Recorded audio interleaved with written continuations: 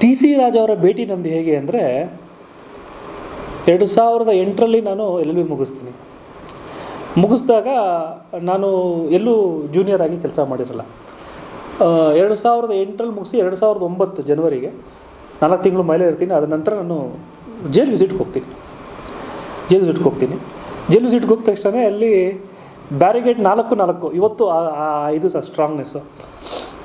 T C ಅವ್ರನ್ನ ನೋಡಿ ನಾನು ಆಗಲೇ 1 ವರ್ಷ ಆಗ್ಬಿಟ್ಟಿರೋದೆ, ಹೋಗಿ ನೋಡಿರಲ್ಲ. ಯಾಕಂದರೆ ಒಡನಾಟ ಅನ್ನೋದಕ್ಕಿಂತ ಒಂದೇ ಏರಿಯಾ ಆಗಿರೋದ್ರಿಂದ ಗಣೇಶ ಕೂರ್ಸೋದಾಗಲಿ, ಓಡಾಡೋದಾಗಲಿ, ಮತ್ತು ನಾವು ಕ್ರಿಕೆಟ್ ಆಡಬೇಕಾದಾಗೆ ಎಲ್ಲ ಕಡೆ ಬಂದಾಗ ನಾನು ಲಾ ಸ್ಟೂಡೆಂಟ್ ಅಂತ ಹೇಳಿ ನನಗೆ ಗೌರವಿಸ್ತಿದ್ರು, ಮಾತಾಡಿಸ್ತಿದ್ರು ಪ್ರೀತಿಯಿಂದ.